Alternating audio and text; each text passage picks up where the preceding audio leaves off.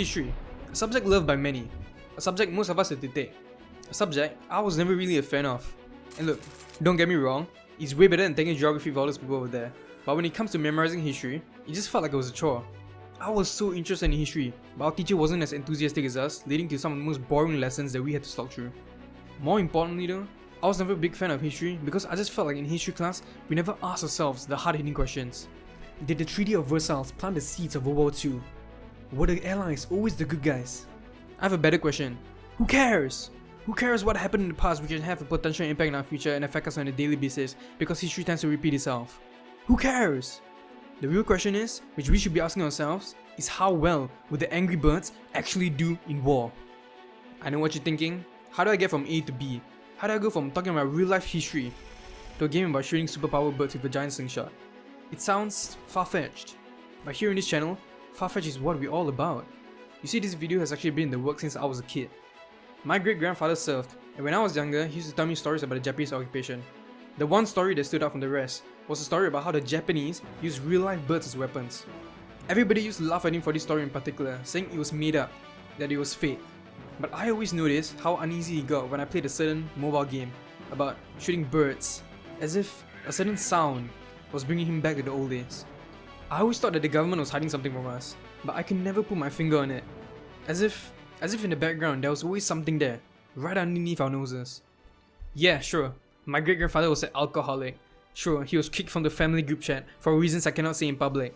But I remember the look on his face when I played the game. You cannot fake that kind of emotion. What did my grandfather, my own flesh and blood, see? What is Rovio Entertainment hiding from us? How many more Angry Bird games do we actually need? Ladies and gentlemen, join me as I answer none of these questions, and I pathetically segue into ranking the Angry Birds and how they will actually fare into war. Killing two birds with one stone, by finally making history fun to learn for the new generation, for people who had bad teachers like me, and along the way, proving that my great-grandfather was right, that what he saw was real, that the biggest question that we should be asking ourselves is how would...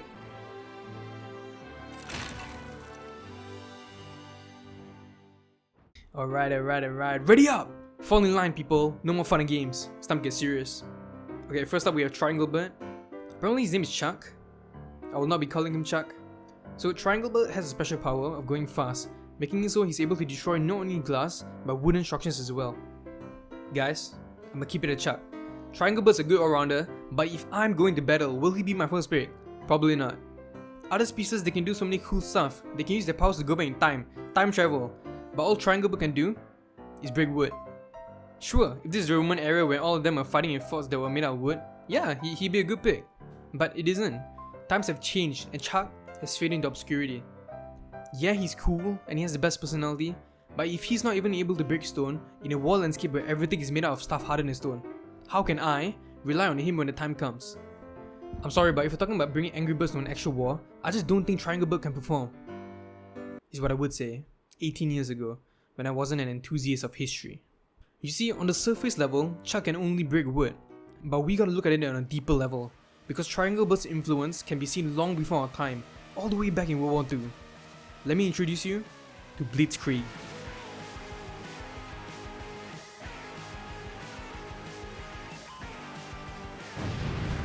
Picture this, the year was 1940. Germany is being significantly outnumbered by the French, having 10 divisions, which is around like 100,000 men, compared to the French though, who had 85. When backed into a corner, Germany couldn't win by using brute force alone. They couldn't afford to see things on a surface level. They had to look at it deeper. This is where Blitzkrieg came in. 3 principles: fast, relentless, and lastly, target the weak points. I'm gonna explain using my 2D drawings. Basically, Germany army formed a spear, and the 15% at the tip was mechanized and strong. All of them couldn't be stopped, they just kept pushing through the enemy lines targeting the weak points. The Allies didn't invest much in radio communication, they were using telephone lines. So what did the Germans do? They cut it. Choosing where to go, choosing where to target was a decision made in minutes, whereas compared to the French, who would take days to make a decision.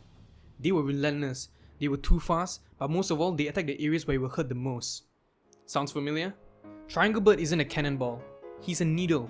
You can't throw him and use brute force and expect him to do something. You gotta be precise, take the time, hit the place where it hurts the most. This is where you get the most value out of Triangle Bird. He's pretty high up the tier list now, but I gotta give him credit to where credit is most due, as his influence single-handedly led to their friends signing their humiliating surrender. And you know what? Just because of that, I'm putting him in S tier.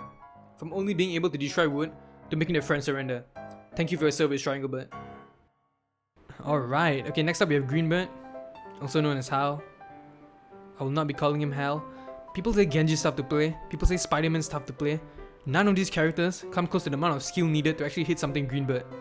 It takes 18 days to develop a habit, months to learn how to drive, and years to master the green. GreenBird has the power of a boomerang.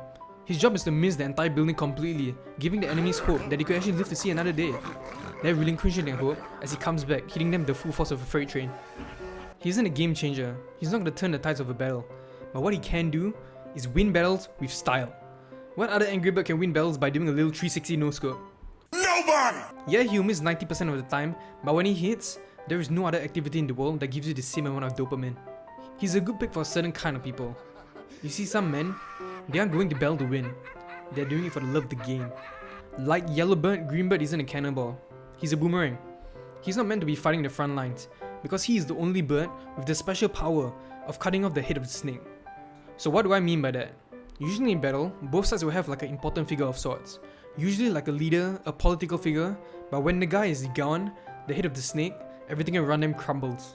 GreenBird doesn't need to fight, because he can just go all the way back and circle around and take out the most important figure, drastically changing who's winning the battle. For this to happen though, GreenBird has to be precise, he has to be accurate. If you don't got the skills, if you don't practice the GreenBird for long enough, then you will get no value out of him. He's easy to use, but hard to master. It kinda reminds me of a certain something else back in World War II. When children think of anti-tank weapons nowadays, they usually think of this guy. But back then, there was the Panzerfaust. This recoilless launcher was developed by Nazi Germany back in World War II. These were the first single-use light anti-tank weapons based on a preloaded disposable launch tube. It was inexpensive to make, and the firing was done underneath the arm at the upper angle. The Panzerfaust was said to be easy to use. I mean, this is literally like a photo of a soldier teaching the common housewife how to use it. This weapon was made for short-range combat, so German soldiers had to sneak up behind tanks and wait behind ample cover until the tanks come close, landing the killer blow. Easy to use, but hard to be really effective with it. You see, a really good marksman could hit the allied tanks in a weak spot, causing the fuel tank to ignite, killing the entire crew with just one shot. If you're being attacked by this thing in a tank, you have a split second to get out with severe burns. And that's if you're being lucky. If you're unlucky, however, you'll be reduced to nothing but ash. The allies have claimed that the Panzerfaust was one of the most dangerous weapons that they have ever faced in battle. And for good reason at that. In anybody's hands, it's dangerous, but in a skilled marksman's hands, it's lethal. The same thing can be said about good old GreenBird over here. He's really good, but he's a one-hit wonder, so he ain't that reliable. However, like I said, he's the only bird that's winning battles by doing little 360 no-scopes on them, so I gotta give him some star points with that. GreenBird goes to the top B tier. Now that we've gotten all the small fry amateurs out of the way, it's time to talk about the big guns. Next up, we have the BlueBirds, aka the Blues. I'll not be calling them that.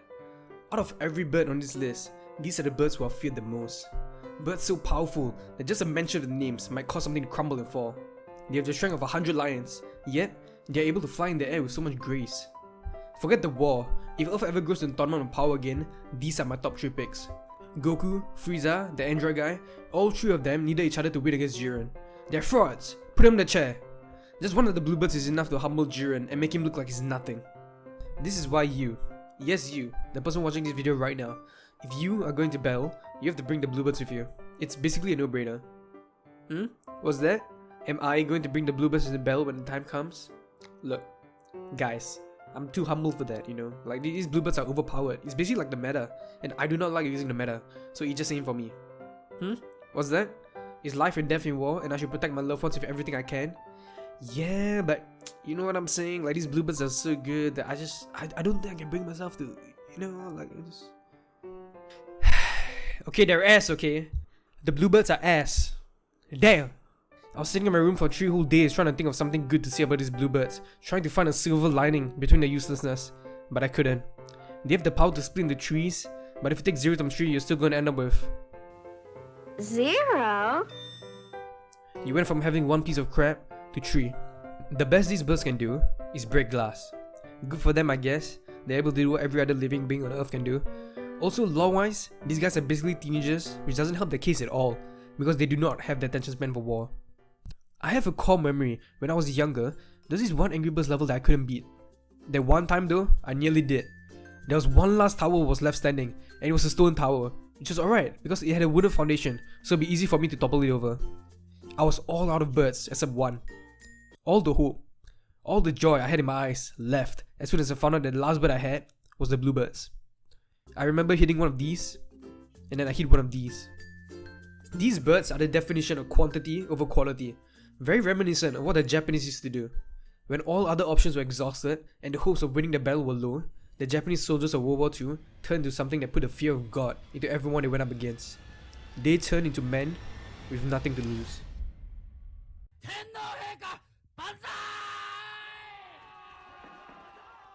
Banzai charges, also known as a human wave attack, that's exactly what the name says. The whole lot of them charging in together without stopping, armed with bayonets, with only two goals in mind: overpower them through sheer numbers and break their morales. An unprotected frontal assault where the allies often feared because of how terrifying it actually is, leading to their performance being affected. The Japanese back then thought that throwing themselves at the enemy like this and going out would be honorable, as they're doing it for the emperor. It was first done during the invasion of China, and it worked wonders. The Chinese were being overwhelmed by the sheer amount of numbers and aggression, and also their slow-moving bolt action rifles weren't able to keep up. But when the Japanese went up against enemies with stronger firepower, the coin was flipped. This became less of an actual war tactic to win battles and more of a going on a blaze of glory kind of thing. When the Japanese fought the Americans in the infamous Battle of Okinawa, they tried it, but were defeated due to the Americans' overwhelming firepower. This method was patched, but they kept trying it over and over and over again, which just led to more and more deaths. I get it, times were different back then. To them, honor was the most important thing. But if you ask me, anything worth dying for is easily worth living for as well. What good is a dead man to his country? A dead man can't come home to kiss his wife. A dead man can't come home to support his loved ones. Going out to blaze glory, it's kind of overrated. Dare I say, meh. Sometimes it's just better to walk away and live to see another day. If you ask some people, it will say that's cowardice, but if you ask me, I feel like that's kind of brave. Anyways, BlueBird D tier, trash bird. Next. Alright. Next up we have WhiteBird, also known as Matilda. I'll not be calling her Matilda. WhiteBird has a superpower of shooting eggs out of her ass, which falls vertically down below her and explodes on contact. Now WhiteBird is unique because she's the first of a kind. She's the first bird on this list that plays more like a support rather than an actual damage character. Her job is to make plays, give other people the spotlight and opportunities for them to excel. She clears pathways, destroys roof over the enemy's head, and makes perfect lineups for the entire team to follow up.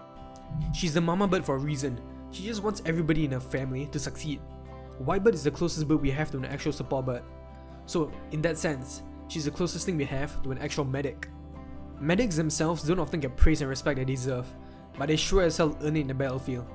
They are selfless, save lives, and in the past are the reason that thousands of men are able to go back home and kiss their loved ones. This medic I'm going to talk about is kind of different though.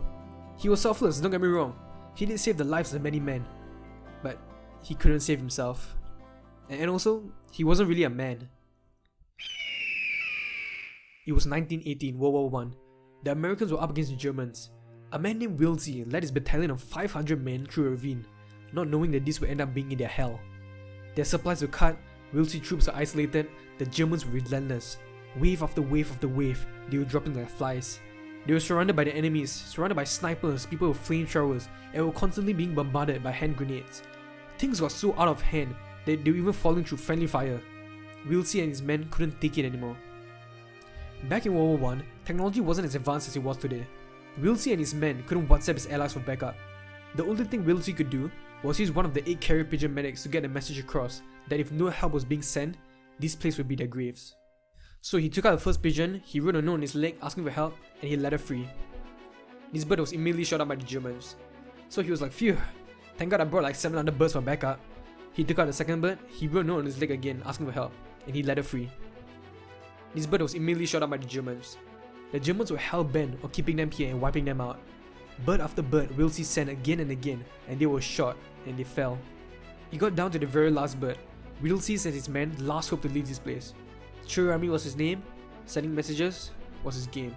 Wilsey took Churami, he wrote a note on his leg asking for help, and once again, he let her free. All the Germans were shooting shot after shot, but they were missing? Churami was moving like no other pigeon had moved before. She was moving too fast, too quick. This is it.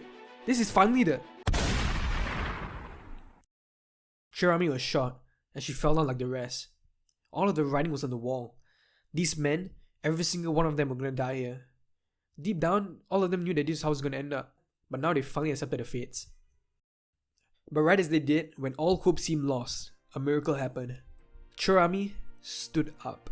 Blinded in one eye, shot in the chest, and his right leg severed, being held on by a string of a tendon.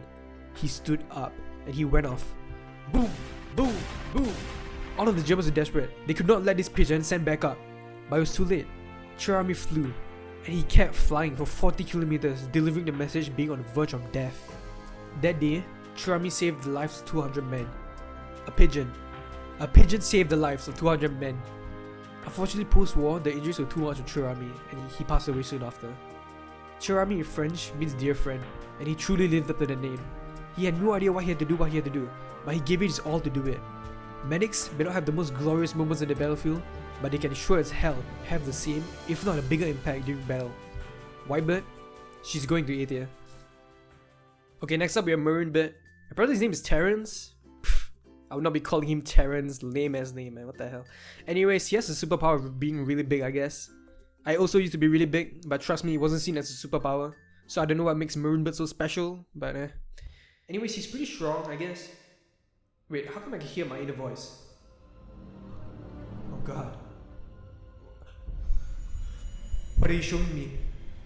Wait, I'm sorry, I'll call you Terrence. No!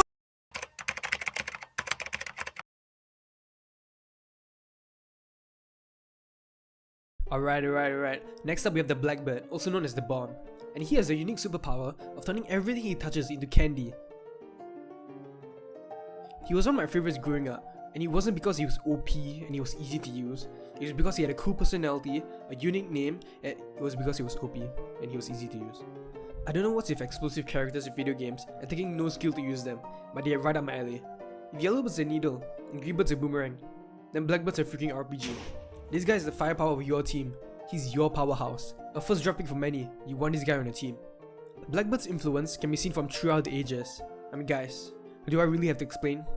Don't get me wrong, I really like Oppenheimer, but do you guys really think he said, "Now I become the destroyer of worlds," because he made the atomic bomb? Or was it because he made something even worse? His entire shtick is flying in and then exploding. So you would think I'll talk about something like the kamikaze, right? But everybody already knows that. So I was doing a bit more research and I found something that I never even knew existed. And I wasn't the only one to find it interesting, because a chunk of the first ever Star Wars, when they were fighting the Death Star, was inspired by this very event. You know, when I was younger, I used to be really good at the game where you had to take rocks and you had to skip it across the pond. I beat everybody I played with. I used to think I was the best in the world. But apparently there was someone before my time, which was even better than me.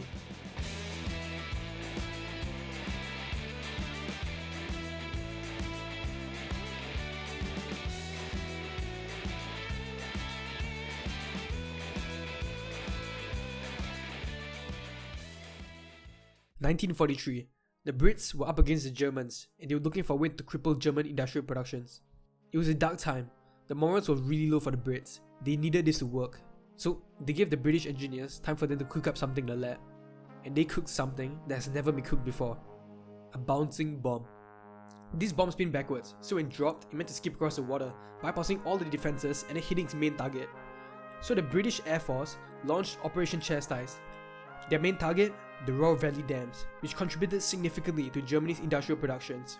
This bomb being able to spin and skip across water meant that the Lancaster bombers had to fly 60 feet above water while being under heavy fire.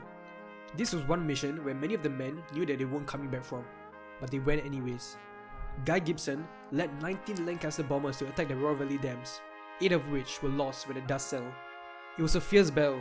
At first the men were questioning themselves if this could actually work, because this bomb was the first of its kind, and all their efforts to hit the dam with it didn't work. But after several attacks, all their doubts went away as soon as one of the bombs was able to breach it, causing massive flooding and damages and putting a dent in Germany's industrial production. A small dent, but a dent nonetheless. Germany repaired it and got the dams working again in under 3 weeks. But please do not get it mistaken, the dam busters' lives weren't in vain, because they boosted the morale of the people and lifted their spirits in a really dark time. Most of these men knew that they were flying to their graves, but they went anyways. That's bravery right there. Also, for researching for this video, right, I found out that the entire Dam Busters crew had a dog called the N-word. Please do what you want with this information. Some more information. BlackBird. A tier. Okay, next up we have RedBird, aka Red. Red? Finally, someone with a not obvious name. Now Red's a classic. He's our boy. A lot of people are quick to write him off because he has no powers, but all these people are gravely mistaken and dum-dums because Red has the most important power of them all. He's a leader. I'll keep it a chuck. He ain't the strongest, he ain't the fastest, hell, he doesn't look the coolest, but he's a veteran with charisma and experience. In life, there are certain kind of people that have the ability to make others believe in themselves, and that's important. I can call you a loser, that's fine. Everybody in your life can call you a loser, that's fine. But if you start calling yourself a loser, that is a problem. A lack of self-belief, a lack of self-respect, things we all go through. Some of the most important battles aren't even fought on the battlefield. This is why Red isn't a throw pick, and why he has the greatest power of them all.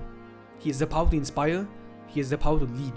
If you ask me, when I think of leaders, like in all of fiction and media, I think of two people. Red from Angry Birds and Winston Churchill. It was 1940, Nazi Germany was steamrolling through Europe. France was falling, and around 400,000 British and French troops were trapped in Dunkirk. But worst of all, Britain was alone. The US weren't in the war yet, they would only join in 1941, meaning Britain had no other allies and they would be targeted next. Things were looking grim. Many British politicians wanted to surrender. There were leaders like Lord Halifax that even stated that Britain should negotiate peace with Hitler before it's too late. Despite all this gloom, when it felt like there was no other options, Winston Churchill gave one of the best rallying speeches of all time to the British people. We shall fight on the beaches, we shall fight on the landing grounds, we shall never surrender.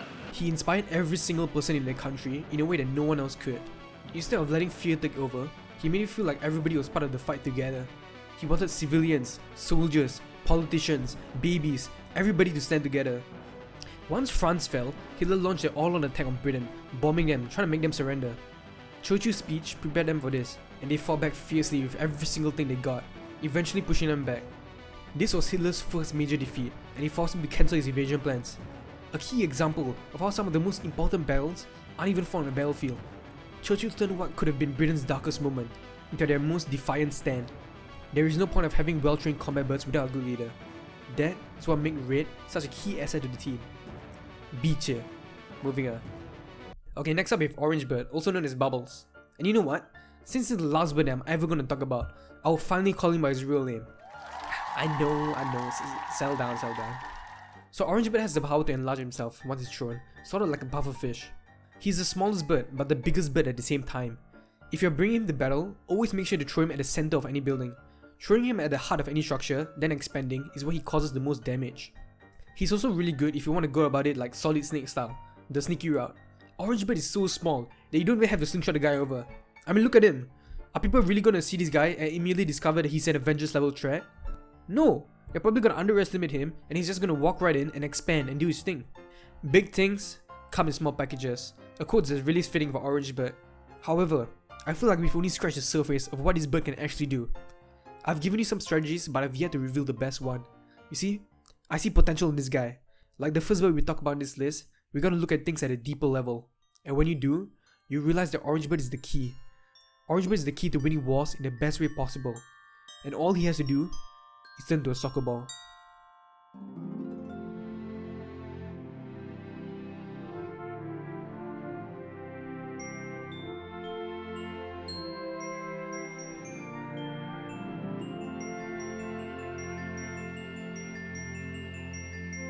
When World War I started, most soldiers thought it would be a quick war, that it was started by Tuesday, it will be finished by Wednesday, that by Christmas time, they will all be back home cuddled up with their loved ones. But it was so wrong. Trench warfare took place. The soldiers dug trenches and fought for many months over a small piece of land. By December 1914, the soldiers were physically and mentally exhausted, but they still had to push through on this ongoing war. It was December the 24th, 1914 on the Western Front in no man's land. The Brits and the French were facing the harsh Germans, both sides heavily cussing each other, throwing insults like it was a modern warfare lobby. I guess some things don't change. Suddenly, out of nowhere, a German man from the other side of the trenches shouted, "You no shoot, I no shoot." It was the night of Christmas Eve. Could the Germans be telling the truth? Or are they just lying and this is just a play to decrease their numbers? The Allies weren't going to be falling for something so simple. A loud sound was heard that echoed through the night. They were right. The Allies peeked from above their trenches to see the horrible Germans putting up Christmas trees? All of them were singing Christmas carols? It is said in the reports that the first initiatives came from the German side. One of the Germans raised their hands and walked into no man's land. The Brits and the French then did the same after. Tension was through the roof as they had no idea who was going to shoot who. But the temperature dropped as soon as the first few people started shaking hands. In the eyes of the Brits and the French, the Germans were demons. They couldn't do no good. But that day, both sides learned that they never really knew each other to begin with. They exchanged alcohol, cigars, had a laugh with one another. They showed pictures of their loved ones to each other, all the people that they had back home. Both sides were tired, married, and just young men who had to follow orders of older men. They had more in common than they realized, which was funny since just 24 hours ago, they were at each other's throats. Haircuts were given, stories were being shared, it was a celebration on all sides. Amidst the peace, however, somehow, a football appeared out of nowhere. That was the best thing that happened today. Suddenly 100 men was out there just kicking a ball. A legendary football match broke out. Again, it was the Allies versus the Germans. But this time there will be no casualties. That small moment of peace didn't last long, as they were ordered to go back to fighting, and the war dragged on for 4 more years, just becoming more brutal over time. However, in my opinion, this just makes the Christmas truce moment all the more special. Only one day of peace in the many years of war. The Christmas truce is a reminder that the people fighting these wars are all just men forced to follow orders. It's a reminder that sometimes there are way better ways of handling arguments and disputes by constantly fighting one another. Sometimes, arguments can be settled by just kicking a big ball. Also, a shitload of liquor helps. OrangeBird has the best way to win wars, and that's by not even participating in it. S tier. Alright, that's about it. So, to come full circle to the 2 tasks that I set out to achieve at the start of this video. Did I make history fun for you guys? No? Well, how about now? I did? Wow, I really am amazing. But, more importantly, what did my great-grandfather see? Was he telling the truth that no one could believe? Or was he just an alcoholic? Yeah, he's probably just an alcoholic.